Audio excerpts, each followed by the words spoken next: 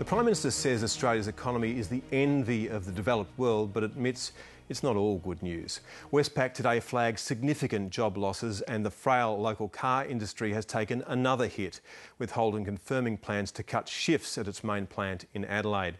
And that in the wake of Toyota cutting 350 jobs last week. The record high dollar is being blamed, and an industry that has always demanded government support is in the market for more. Greg Hoy reports.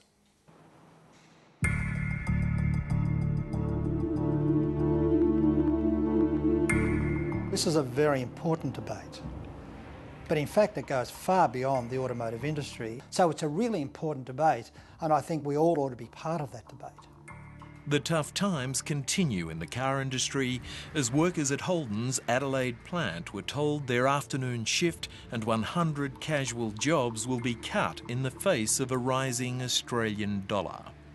We try to manage in as respectful a way possible the number of workers that we have at the plant, but certainly a lot of those temporary and contract workers won't be working here by the end of the year.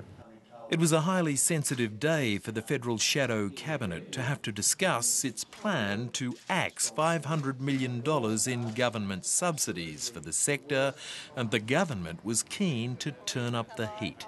Labor is standing up for manufacturing jobs. Mr Abbott is determined to cut back government assistance to manufacturing. A lot of us in the community saw Tony Abbott popping up in manufacturing workplaces all around the country last year, claiming that he was concerned and was going to be supportive of manufacturing jobs in this country. What he didn't tell those workers at the time was that if he was successful in ever becoming Prime Minister of this country, he would pull out another $500 million out of the automotive industry and would not guarantee continuing funding beyond 2015-2016 to the tune of another $1 billion. Concern about the impact of removing government car sector subsidies has caused considerable consternation within the coalition itself. There is a realistic chance that it will collapse entirely. If we look across the world, most governments support the car industry. The industry wouldn't exist, and I'll tell you why. The world plays this game viciously in the automotive business, and they play the game, other countries play the game in one of two ways. Either you put up a big tariff wall. If you don't have that tariff wall, every country on the planet then co-invests to attract literally billions of dollars of long-term investment. When either one of those things isn't true, you don't make cars in that country, and that is exactly what we are talking about here. We're doing an analysis about how many manufacturing workers live in electorates of Liberal MPs. For example, Sophie Mirabella's electorate has over 8,000 manufacturing workers. Ian McFarlane's electorate, the numbers are pretty much the same, 8,000 there. And so we want them to stand up and give commitments to those manufacturing workers in their electorates that they are fair income about protecting and supporting a strong, viable manufacturing industry in this country. We wait to hear if the opposition has resolved its own divisions on this today.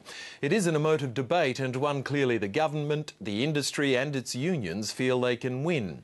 But the challenge they all face is that it's not just the coalition calling into question endless handouts in the auto sector and its favourable treatment relative to other Australian manufacturers. We need to be treating all of those industries in a way which is consistent.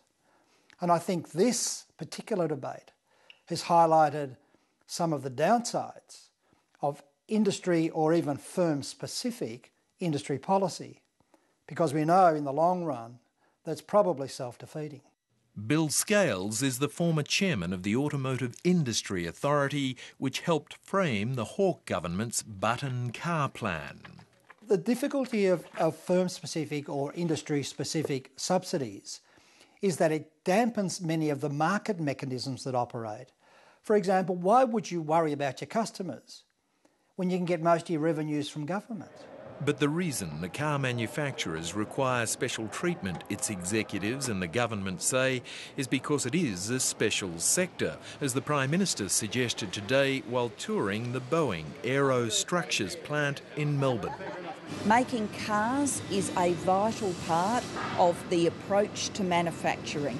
Interestingly, a number of the workers we met today got their skills working in the car-making industry. Much more is at stake than just 2,400 jobs here at the Elizabeth plant. What you're talking about is an entire ecosystem of 50,000+ people who work directly in automotive manufacturing, and then even more of a multiplier effect of other types of businesses like aerospace, like tool making into the mining industry. It's true that the automotive industry is indicative of many other industries, but it's actually not special.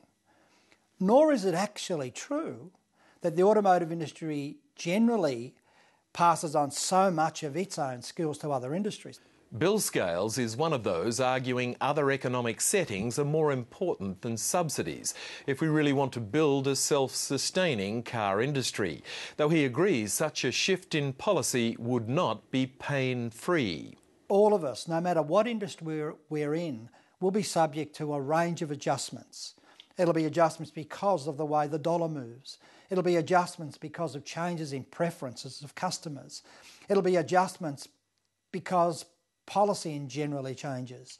So almost every industry will find itself subject to these adjustments. Others believe a happy ending for the car industry and its many employees is only possible if government subsidies are maintained.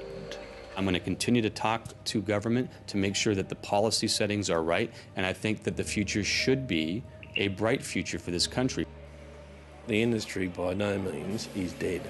The manufacturing sector in this country employs over 1 million people. The automotive industry itself, over 200,000. That's actually bigger than what the mining industry employs. And so it has got a bright future. Yes, it's going through difficult times at the moment, particularly because of the high Australian dollar, but it is important that we maintain capacity and capability. And the way that we can do that is to get the decision makers in Detroit and Tokyo now making the decisions to make the investments into the future. Greg Hoy with that report.